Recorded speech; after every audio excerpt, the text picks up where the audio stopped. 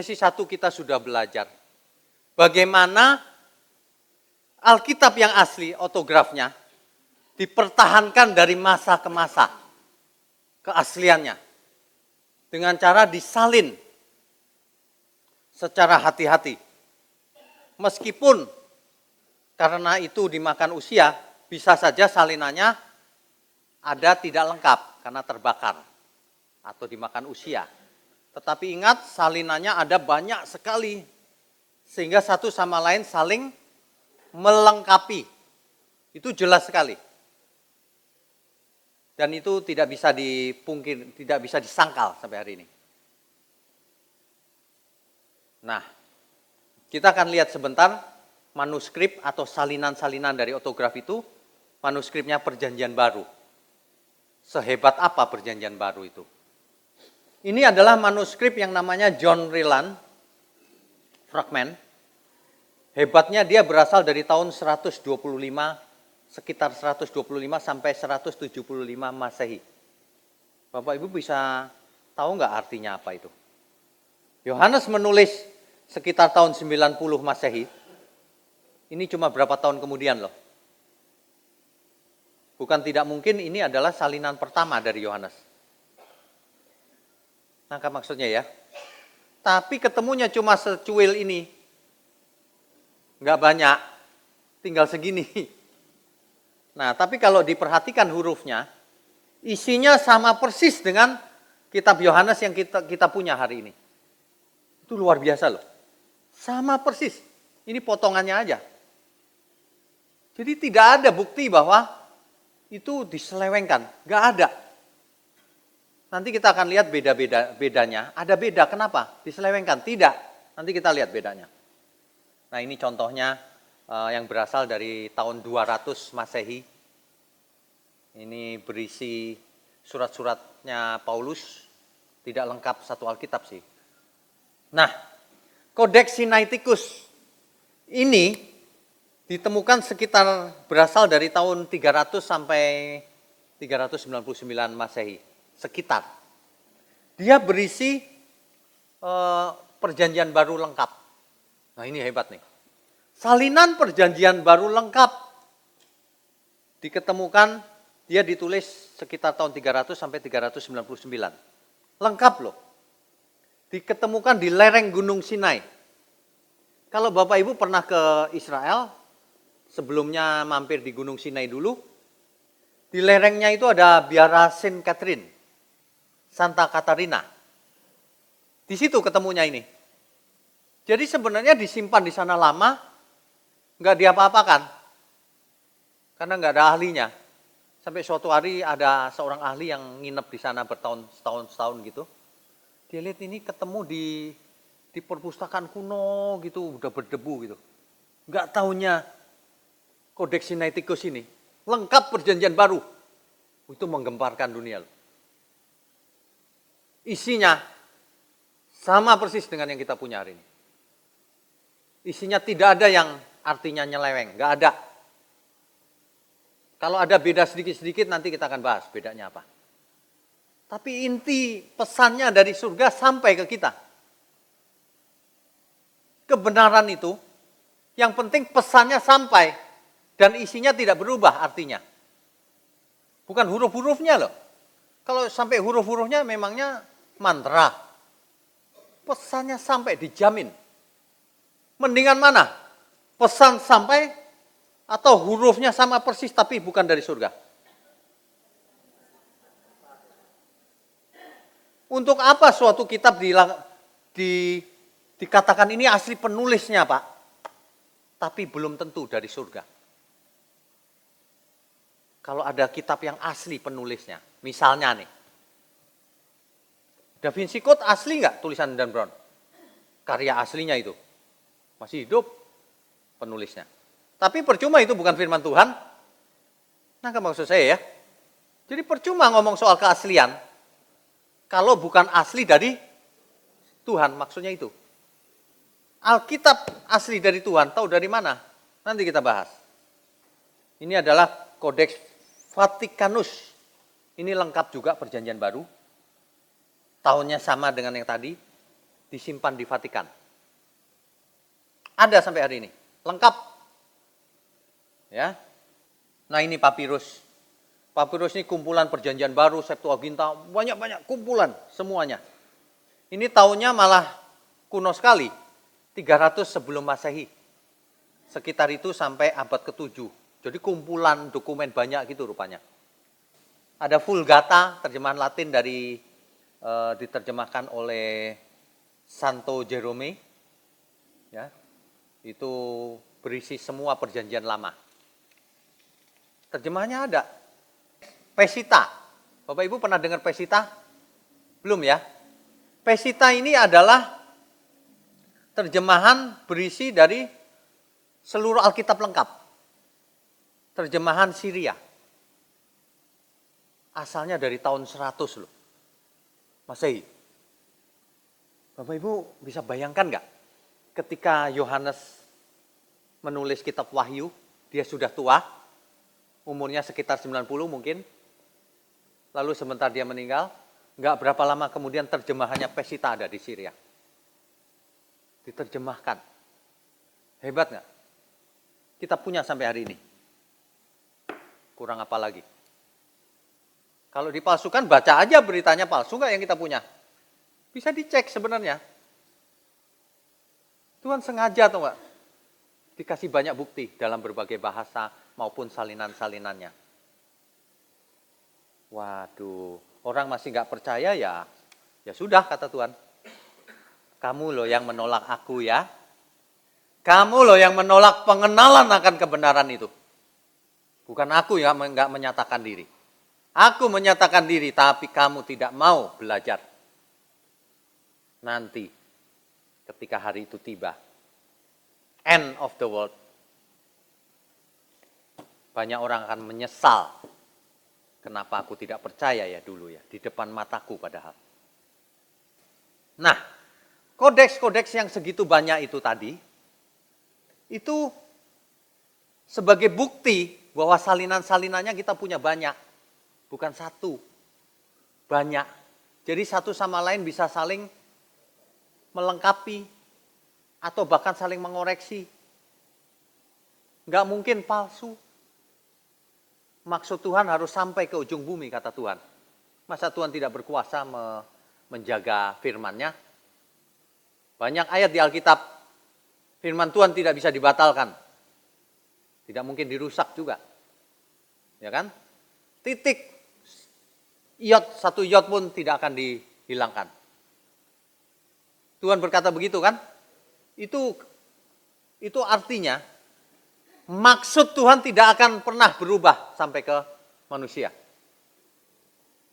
Keaslian Alkitab terus dipertahankan sampai hari ini. Saya cuma mau kasih contoh satu ayat saja. Apa yang sebenarnya terjadi dengan perbedaan itu? Yang dimaksud dengan perbedaan atau varian teks. Perbedaan teks antara salinan yang satu dengan salinan yang lain. Ada beda rupanya. Kalau ada beda dikutak-kutik dong. Orang selalu begitu tuh curiganya. Kita akan lihat salah satu ayat saja. Ini sebenarnya saya mencoba menganalisa ya. Matius 1 ayatnya yang pertama. Satu ayat aja contoh. Dengan berbagai manuskrip yang ada hari ini, 5.800 manuskrip. Ada dihasilkan 4 atau 5 teks Yunani yang lagi dipakai hari ini untuk diterjemahkan ke dalam berbagai versi Alkitab. Ada 5 versi, ya. Dan itu versi-versinya tuh yang keriting tadi itu. Satu sama lain kalau kita analisa bedanya 12,5%. Lumayan banyak loh ya. 3 kata beda dari 24. Kalau di total itu 24 kata. 3 beda. Banyak loh 3 itu. Benar nggak? Ternyata yang dimaksud 3 itu setelah saya lihat, ternyata bedanya itu spelling. Spelling. Beda ejaan. Bukan beda arti. Di satu manuskrip ditulis begini. Matius 1 ayat 1 itu apa sih? Coba dibaca dulu. Matius 1 ayat 1. Inilah silsilah Yesus Kristus, anak Daud, anak Abraham. Di situ ada kata Daud. Betul ya? Di satu manuskrip Daud ditulis begini.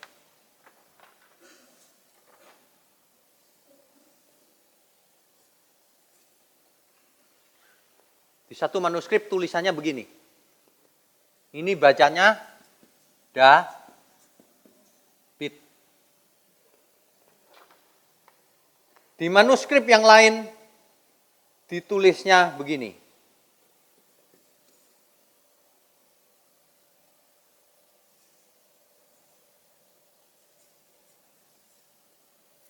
Beda dong. Dianggap beda loh. Dihitung beda ini. Padahal ini bunyinya Daud. Di manuskrip yang lain lagi bunyinya beda lagi.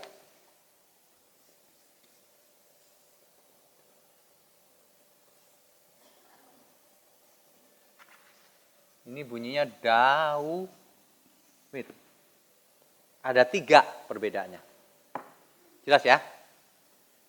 Tapi ini bukan salah. Rupanya ejaan Daud itu memang bisa macam-macam begini. Jadi bukan salah. Tulisannya beda, Pak? Iya, tulisannya beda. Beda ejaan. Artinya beda nggak? Sama persis. Itulah yang terjadi dengan perbedaan-perbedaan yang dimaksud. Kebanyakan beda ejaan doang. Nangkap maksudnya ya? Jadi bukannya kacau ya. Artinya sama. Daud. Jadi bukan kacau. Nggak ada yang kacau. Yang penting nyampainya sama nggak artinya. Karena di zaman-zaman tertentu bisa jadi tulisannya begini. Zaman berikutnya mungkin ejaan berubah. Kayak ejaan Indonesia. Ejaan yang disempurnakan. Dulu DJ, sekarang J aja. Apa berubah itu artinya? Enggak, tulisannya aja yang berubah. Nangkap maksudnya ya? Cuma spelling. Jadi kalau dilihat ini bedanya berapa? 3 dari 24. Berapa persen? 12,5%. Padahal kalau kita lihat artinya 0%. Seluruh manuskrip artinya sama persis. Amin? Fitnah itu. Ada yang enggak gitu Pak, memang salah. Artinya beda.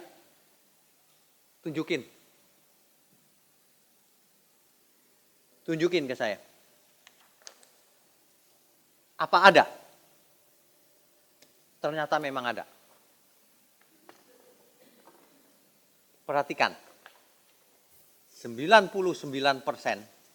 dari seluruh teks semuanya oke, gak ada masalah.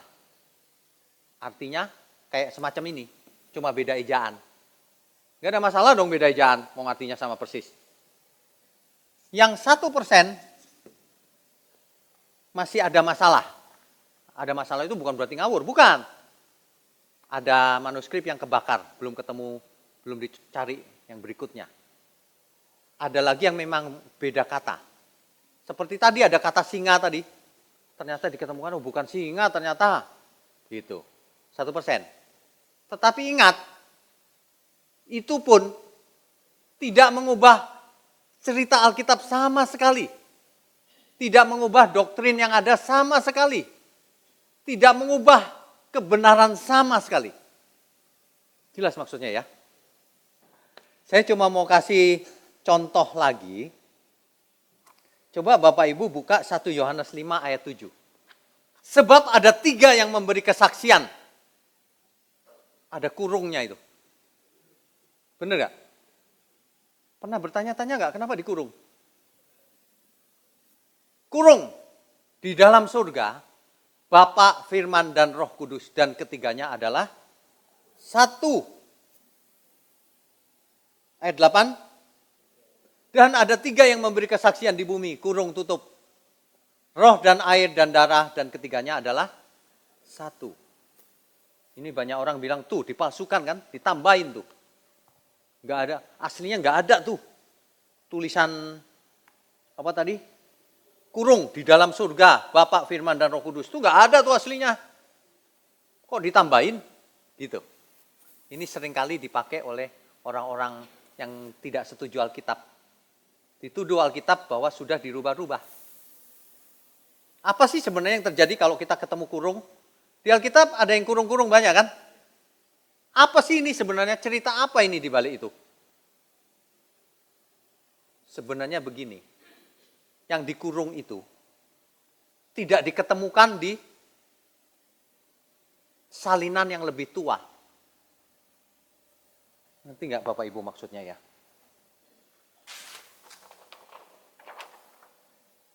Di salinan yang baru, di salinan yang di sini misalnya, itu ada tulisan itu. Tapi di salinan yang lebih awal sini malah nggak ada. Apa artinya? Ditambahkan belakangan. Apa begitu? Kata mereka ya. Itu kan kata mereka. Belum tentu. Siapa tahu manuskripnya itu rusak sebagian, jadi nggak diterusin. Yang di sini. Belakangan malah ketemu. Atau sebaliknya. Atau kemungkinan lain begini. Yang ketemu lebih awal, kok nggak ada ya? Yang belakangan kok ada ya? Ditambahin dong. Bisa, tapi ditambahinnya bukan sebagai bagian dari Alkitab, sebagai catatan pribadi. Jadi tukang salin kitab, kan nulis pakai tangan tuh. Terus ini maksudnya Bapa, Putra, dan Roh Kudus. Ditulis di sampingnya. Nangkep nggak maksud saya? Bisa begitu. Atau zaman dulu ingat tulisan tadi itu, huruf besar semua nggak ada spasi. Ada tanda-tanda baca nggak? Nggak ada. Nggak ada kurung, nggak ada apa-apa. Jadi kalau dia nambahin catatan sendiri pribadi, nyambung. Dianggap penyalin berikutnya sebagai bagian dari Alkitab. Padahal itu catatan pribadi. Atau bisa juga dia taruh di catatan kaki. Footnote. Tapi zaman dulu belum ada footnote, Bu. Jadi di sampingnya persis. Dianggap oleh penyalin berikutnya itu bagian dari tulisan aslinya. Ngikut. Kan gitu kan? Tapi itu pun ada dua pendapat. Enggak, itu memang aslinya. Yang satu bilang enggak, itu ditambahkan mungkin itu catatan kaki. Ya yang manapun, enggak akan merubah arti. Misalnya itu dihilangkan kurung itu. Waduh, jadi Tritunggal enggak ada dong Pak? Ya, Tritunggal bukan karena ayat itu. Di mana-mana Tuhan jelas Bapa. Ada Roh Kudus, ada ini. Semuanya ada di ayat, banyak ayat. Banyak orang nggak pakai logikanya sederhana, secara fair. Baru satu ayat aja, tuh nggak ada kan Tritunggal. Loh kok nggak ada? Banyak di mana-mana. Kalau hanya karena satu ayat itu, hilangkan aja ayat itu. Ada nggak di tempat lain? Banyak. Nggak maksud saya ya. Orang itu logikanya kalau udah hatinya nggak benar, logikanya nyari salah tok. Padahal kebenaran lebih banyak daripada yang tanda tanya. Makanya di Alkitab Bahasa Indonesia ditengahi. Ya udah ditulis deh, tapi dikasih catatan, kasih kurung. Kurung itu artinya di manuskrip yang lebih kuno tidak ditemukan. Gitu doang. Bapak Ibu nggak setuju, dihilangin juga nggak mengubah arti di seluruh Alkitab. Enggak. Ya, ini salah satu contoh. Ada lagi yang menyebut kisah wanita yang tertangkap basah berbuat zina, itu sebenarnya nggak ada di Alkitab. Itu cerita catatan si penulis lagi. Ya seandainya cerita itu, seandainya loh ya. Seandainya cerita itu nggak ada juga, nggak masalah juga. Alkitab tetap utuh ceritanya. Nah, apa maksudnya? Kebenaran Alkitab nggak berkurang sedikit pun. Tapi kita nggak begitu. Itu tetap asli. Hanya pengkritik aja. Kalau tukang kritik ngomong itu, seandainya itu nggak ada, pengaruh nggak pesan utama keselamatan di Alkitab? Nggak pengaruh. Pakai dong logika yang sehat. Nggak pengaruh. Di Markus 16 ayat 9 sampai 20, di situ ada itu kalau orang percaya minum racun pun tidak mati. Itu pun dikritik sebenarnya nggak ada di aslinya. Karena di manuskrip yang lebih tua nggak ada tulisan itu. Ya nggak pengaruh. Nggak pengaruh ke doktrin kan? Nggak pengaruh. Ya, nggak pengaruh sama sekali. Jadi kalau Bapak Ibu ketemu tanda kurung, maka itu artinya itu. Satu lagi, Matius 6 ayat 13. Karena engkaulah yang mempunyai kerajaan dan kuasa dan kemuliaan sampai selama-lamanya, amin. Dikasih kurung. Itu di manuskrip salinan yang jauh lebih awal, nggak ada. Artinya ditambahkan belakangan. Kenapa ditambahkan? Ada kemungkinan si penyalin Alkitab ini merasa bersyukur kan ditambah catatan. Karena engkaulah yang punya. Jadi kalaupun ini tambahan, nggak ada masalah. Pengkritik yang ngomong itu tambahan, ya udah hilangin aja. Emang pengaruh? Emang artinya Alkitab jadi berubah? Enggak sama sekali. Hebat gak? Hebat ya? Ingat, kalau Bapak Ibu bisa mendapatkan kebenaran 100% hanya dari kalimat sederhana. Mana tadi? Nih, kalau dari satu ini aja udah bisa tahu 100%, apalagi Alkitab. Nangkap ya maksudnya ya Bapak Ibu ya? Ada amin? Waduh, kalau pemfitnah itu seenaknya aja ngomong, tanpa dasar. Padahal pesan utama Alkitab tidak pernah berubah dari dulu sampai selama-lamanya. Gak pernah berubah. Dengan demikian tuduhan Alkitab sebenarnya tidak sesuai dengan faktanya. Ada perbedaan Pak dari manuskrip yang ada? Ada. Tapi bisa dijelaskan. Oh ternyata begitu. Artinya gini loh. Kesalahan demi kesalahan bisa terjadi, tapi Tuhan bukakan juga akhirnya.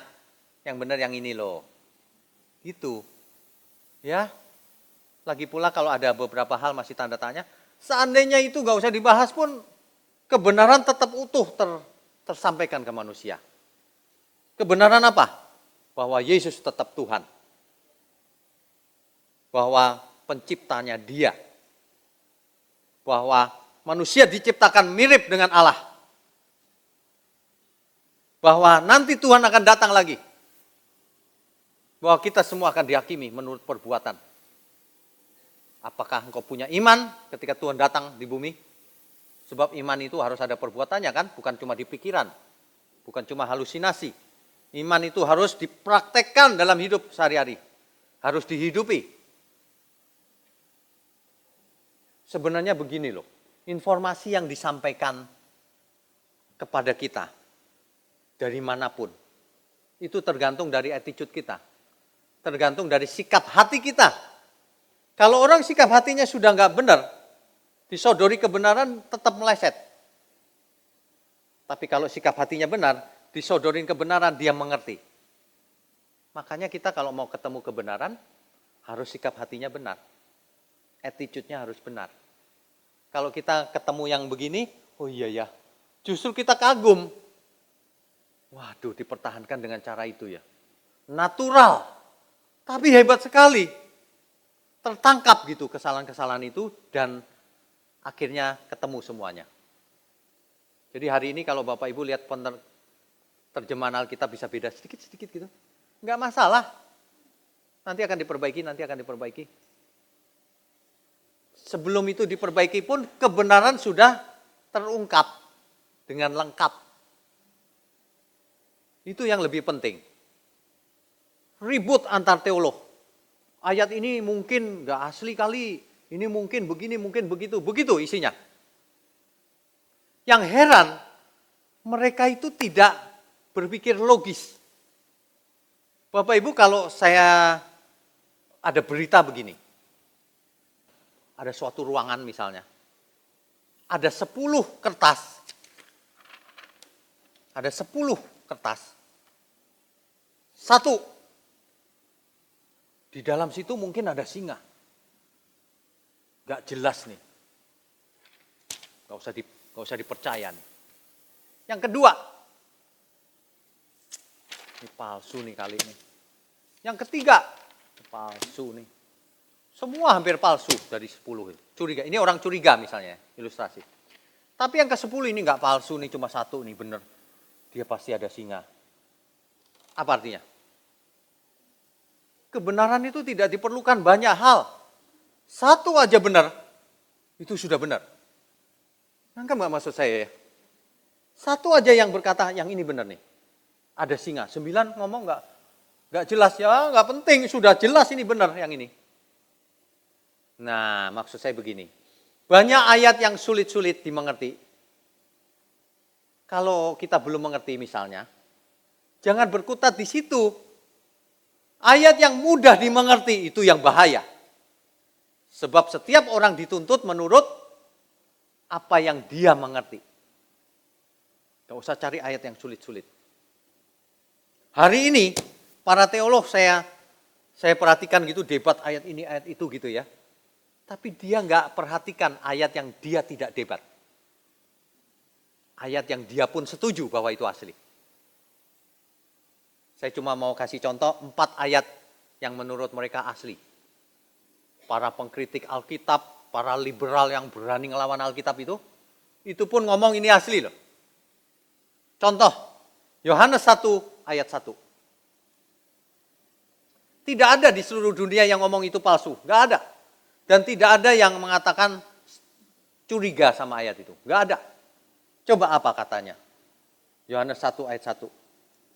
Pada mulanya adalah en arche en ho logos. Pada mulanya adalah firman. Firman itu bersama-sama dengan Allah. Dan firman itu adalah Allah. Jelas gak? Ayat ini gak ada yang berani ngomong ini palsu atau ditanyakan atau diragukan. Gak ada. Seluruh dunia, seluruh ahli. Siapa yang dimaksud firman? Yesus. Tidak ada yang bisa menyangkal hal itu. Perhatikan, firman itu adalah Allah. Yesus adalah Allah. Jadi kalau ada orang yang menyebut, di mana di Alkitab ngomong akulah Tuhan? Gitu kan? Dia nggak baca ayat ya. Nggak baca ayat, keluar-keluar. Memalukan. Tuh. Ayat ini jelas sekali. Pada mulanya adalah firman, Yesus. Firman itu bersama-sama dengan Allah. Yesus bersama dengan Allah. Dan Yesus adalah Allah, Theos. Eksplisit. Seluruh dunia, semua para ahli teks, tidak ada yang ragu dengan ayat 1 ini. Jadi kalau mereka ragu dengan semua ayat, satu aja ini yang benar kamu nggak ragu, kok kamu nggak percaya ya? Ada 4. Satu lagi. Sebenarnya banyak, ini cuma contoh. Yohanes 20 ayat 28. Thomas menjawab dia, ya Tuhanku dan Allahku. Thomas memanggil Tuhan, ya Tuhanku dan Allahku. Ya Tuhan Allahku, kira-kira begitu. Jelas kan kalimatnya? Apakah Tuhan Yesus lalu, jangan ngomong begitu. Apakah Tuhan begitu? Tidak. Tuhan setuju dengan panggilan itu. Jadi kalau ada orang yang ngomong, di mana di Alkitab Tuhan mengatakan dirinya Tuhan? Ini jawabannya. Gak usah banyak-banyak, masih banyak ayatnya. Dan ini tidak pernah didebatkan seluruh dunia. Gak pernah ada debat soal ini. Karena ini pasti. Yang ketiga, Titus 2 ayat 13. Dengan menantikan penggenapan pengharapan kita yang penuh bahagia dan pernyataan kemuliaan Allah yang maha besar dan juru selamat kita, Yesus Kristus. Eksplisit benar ya. Jelas itu. Kemuliaan Allah kita dan juru selamat kita itu siapa? Yesus Kristus. Yang keempat, contoh aja ini. 2 Petrus 1 ayat 1. Dari Simon Petrus. Hamba dan Rasul Yesus Kristus kepada mereka yang bersama-sama dengan kami memperoleh iman oleh karena keadilan Allah dan juru selamat kita. Siapa? Yesus Kristus. Jelas banget. Kan Bapak Ibu sering dengar kan ada orang yang ngomong, mana di Alkitab Tuhan Yesus ngomong bahwa dia Tuhan. Gitu kan? Ini udah jelas. Kok bisa baca nggak sebenarnya? Baca Alkitab, jangan memfitnah. Di Alkitab penuh dengan tulisan Yesus Theos. Dia Allah. Ada amin Bapak Ibu? Jadi sebenarnya kita nggak perlu juga sih capek-capek ngomong begini. Sebenarnya nggak perlu. Karena kita percaya bukan? Tapi ini untuk konsumsi seluruh dunia. Supaya orang-orang mendengar, iya ada ya ternyata ya. Ada banyak, bukan cuma ada. Dan semua yang dituduhkan itu tidak berdasar. Alkitab kita masih asli pesannya. Tidak ada perbedaan dari dulu sampai sekarang. Tidak pernah Yesus jadi nabi, lalu jadi Tuhan, lalu jadi apa, berubah-ubah terus. Tidak pernah. Dari dulu Yesus Tuhan. Ada lagi yang mau fitnahnya begini. Yesus itu dituhankan sekitar tahun 390 sekian Pak, Masehi. Di suatu sidang sinode. Gitu, Yesus dijadikan Tuhan. Gitu. Ngomong, gak punya bukti, ngawur, bener. Tulisan perjanjian baru ini ditulis di abad pertama, belum ada itu sidang-sidang sinode. Belum Kaisar Konstantin juga belum lahir. Tulisan perjanjian baru sudah mengatakan Yesus adalah Theos. Pada mulanya adalah firman. Firman itu bersama-sama dengan Allah dan firman itu adalah Allah. Udah, kita nggak usah, kalau diajak debat nggak perlu. Percuma debat sama orang yang nggak punya dasar. Percuma. Nanti ada yang ngomong, tadi itu Pak yang ada kurungnya itu, Tritunggal tuh nggak ada tuh, itu ayat itu. Ya udah itu hilangin aja kalau nggak mau. Baca aja 1 Korintus 8 ayat 6. Namun bagi kita hanya ada satu Allah saja, yaitu Bapa, yang daripadanya berasal segala sesuatu. Dan yang untuk Dia kita hidup. Dan satu Tuhan saja, yaitu Yesus Kristus. Yang olehnya segala sesuatu telah dijadikan, dan yang karena Dia kita hidup. Penciptanya Tuhan Yesus. Jelas gak? Ada Bapa, ada Tuhan Yesus, tentu ada rohnya. Itulah roh Tritunggal, itulah doktrin Tritunggal. Gak perlu ayat yang tadi diributkan. Nah orang yang curang itu begitu, yang gak jujur. Tuh ayat itu ribut melulu gitu, padahal ada ayat ini. Ayat ini gak pernah diomongin. Kalau orang kan haus dan lapar akan kebenaran, dia harus jujur dulu. Kalau dia tidak jujur, tidak tulus, dia pasti curang orangnya. Di dunia ini banyak orang curang. Kalau sudah curang, jangan harap ketemu kebenaran. Karena Tuhan benci dengan orang yang munafik. Ya, oke. Nah, jadi kalau Alkitab kita ini asli, pesannya masih tidak berubah sejak zaman para rasul ditulis, sejak zaman perjanjian lama, sejak ribuan tahun yang lalu. Apa dampaknya bagi kita? Apa respon kita? Ini yang lebih penting.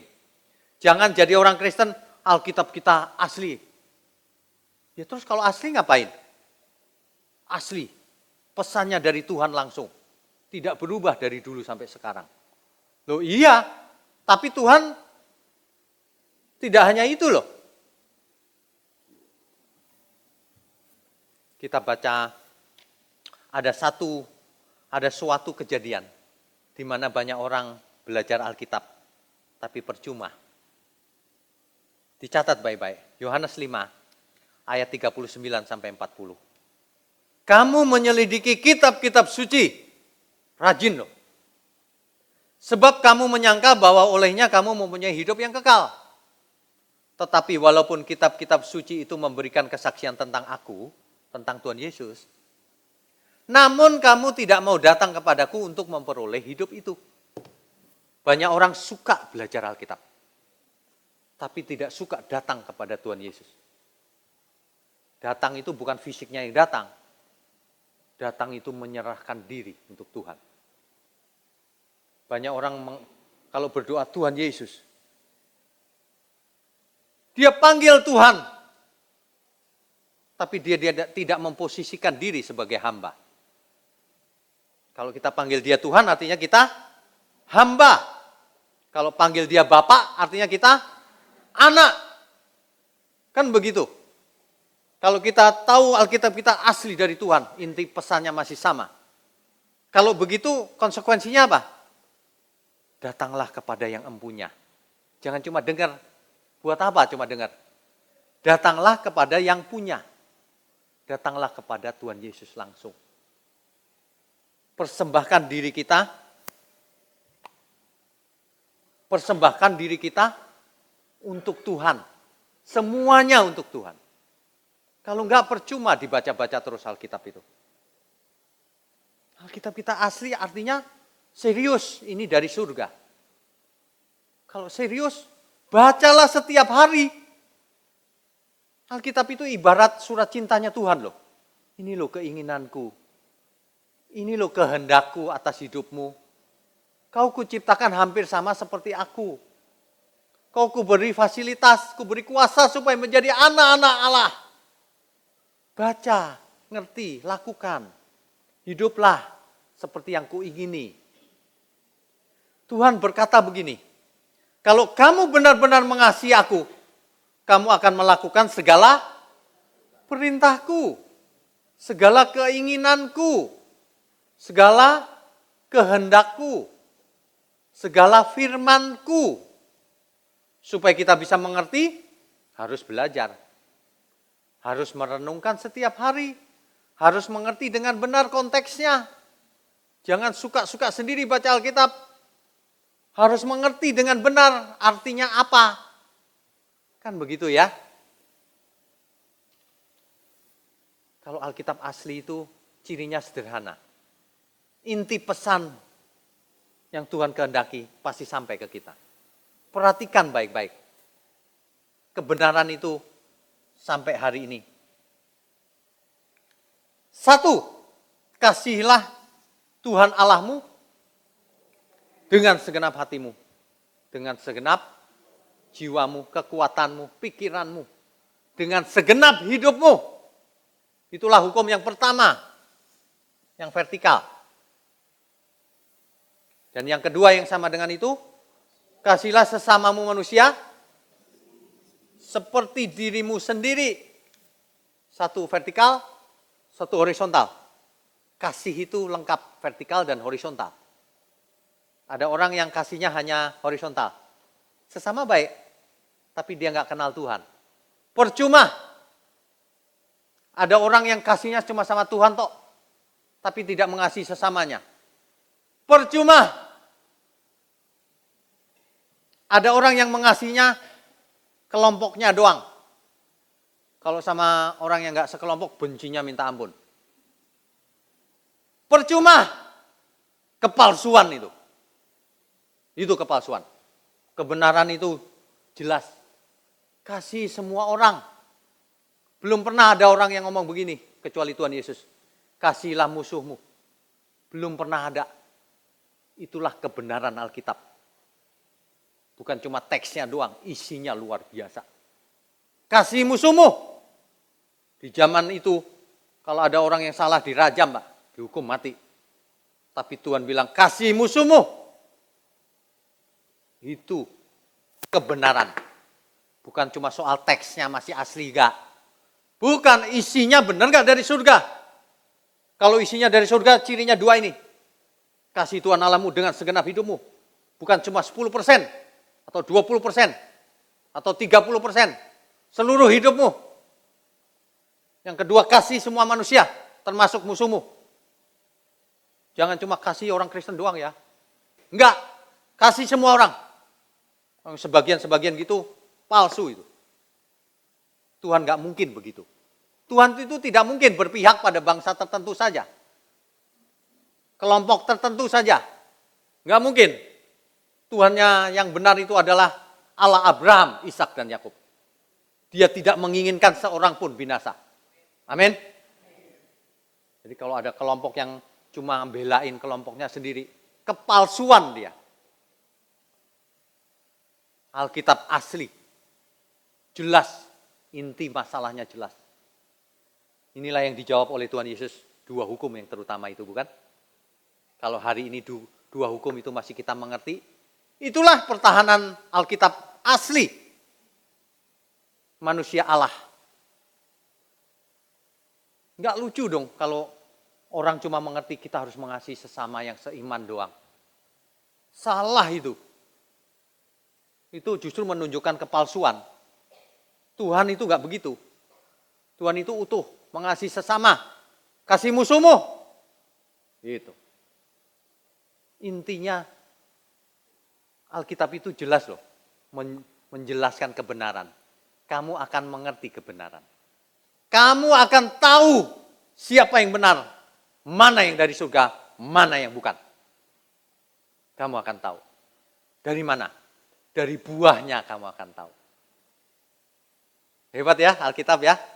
Kalau kita mau tahu kitab itu asli apa enggak, dari buahnya aja.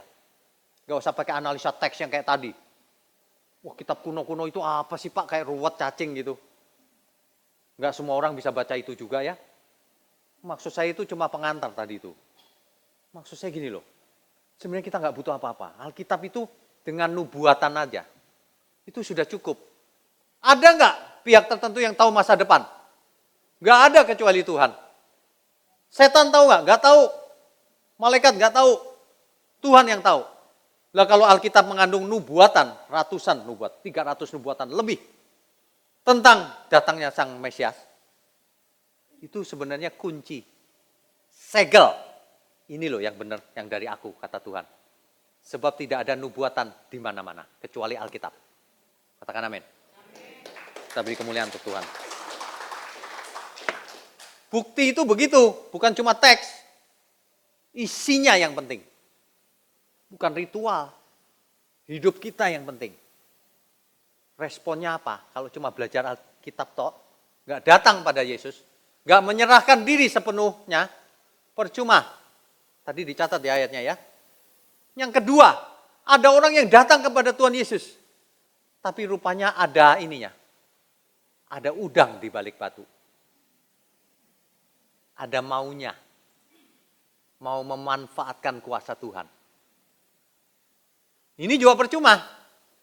Coba dibaca Yohanes 2 ayat 23 dan 24. Dan sementara ia di Yerusalem, ia siapa? Yesus. Sementara Yesus di Yerusalem, selama hari raya Paskah, banyak orang percaya dalam namanya. Banyak orang beriman dalam namanya. Teks aslinya percaya itu pistewo. Iman juga, percaya gitu, dalam namanya. Karena apa mereka percaya? Karena mereka telah melihat tanda-tanda yang diadakannya. Tanda-tanda di situ itu semeia, teks aslinya. Artinya, mujizat. Jadi hari raya Paskah hari itu, Tuhan Yesus bikin mujizat, banyak orang percaya karena melihat mujizat. Lalu apa kata Tuhan? Ini yang lebih penting. Ayat 24. Tetapi Yesus sendiri tidak mempercayakan dirinya kepada mereka. Karena ia mengenal mereka semua. Jelas nggak maksudnya? Jadi orang-orang benar-benar percaya gitu. Karena mau dapat mujizat. Tapi Tuhan begini. Enggak, dia mau cari udang di balik rempeyek. Dia bukan cari aku. Dia mau cari mujizat. Kalau kita itu harus cinta Tuhan, bukan cinta mujizatnya. Itu ibarat orang cari jodoh. Aku cinta loh, dia anak konglomerat. Aku cinta, dia banyak harta. Cinta hartanya itu namanya. Cinta itu pribadinya. Lagi pula cinta itu tidak meminta sesuatu. Cinta justru memberikan sesuatu. Ada amin? Makanya Tuhan Yesus menjadi teladan. Aku berikan semuanya. Mati untuk kamu. Giliran kita mati untuk Tuhan. Katakan amin. Kalau kita mau tahu yang asli kitab mana, lihat saja buahnya. Kalau kita sudah punya Alkitab yang asli, jangan disia-siakan. Manfaatkan semaksimal mungkin. Rugi loh. Nanti sampai dihakimi, loh aku nggak ngerti Tuhan. Lah itu udah diajarin Alkitab, kamu nggak mau belajar, memang kamu nggak niat. Orang yang cinta Tuhan, dia haus dan lapar akan kebenaran. Dia pengen ngerti Tuhan maunya apa ya. Dia gali Alkitab setiap hari. Dan dia lakukan untuk menyenangkan hati Tuhan. Ya, ada amin ya. Alkitab kita itu pesannya masih asli sampai hari ini. Tidak ada pengaruh sedikit pun. Apapun yang didebatkan orang, percuma. Sebab itu tidak sesuai kenyataan. Hoax, tuduhan, fitnah. Dan tidak tahu duduk perkaranya. Kalau orang tahu duduk perkaranya, waduh, Yesus Tuhan. Eksplisit ada ayatnya. Waduh, kalau gitu serius nih semuanya. Kalau gitu serius nih Tuhan akan datang kembali. Aku harus bersiap-siap Tuhan. Aku gak mau ketinggalan di bumi. Aku mau ke langit baru, bumi baru. Amin. Hidup kita itu singkat loh. Hidup kita singkat. Hari ini Alkitab diadakan masih asli pesannya. Jangan disia-siakan. Ayo kita belajar kebenaran. Hidup ini singkat. Ya, jadilah anak-anak Allah yang maha tinggi.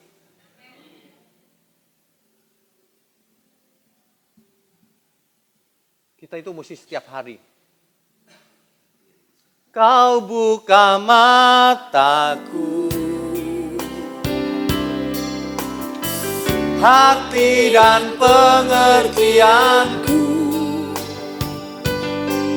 Hidup ini untuk mengabdi bagimu di singkat hariku. Kaulah tujuanku, indah kerajaanmu. Di ujung jalanku nampak matahari kehidupannya, tak pernah terbenam.